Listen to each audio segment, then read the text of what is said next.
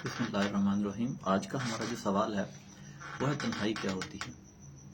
तन्हाई पूरी दुनिया से अलग होकर एक बंद कमरे में बैठ के दुनिया से कतई ताल्लुक होने का नाम नहीं है, बल्कि तन्हाई एक बड़ी महफिल में अपने मनपसंद लोगों में अदम दिलचस्पी का नाम है।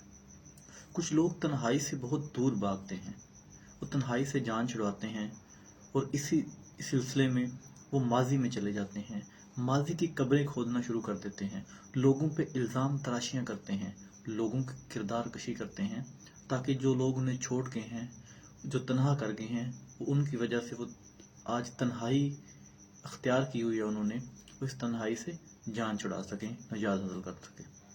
तन्हाई को हमें कुछ देर तन्हाई को देनी चाहिए, तन्हाई के साथ ताल्लुक़ बनाना चाहिए।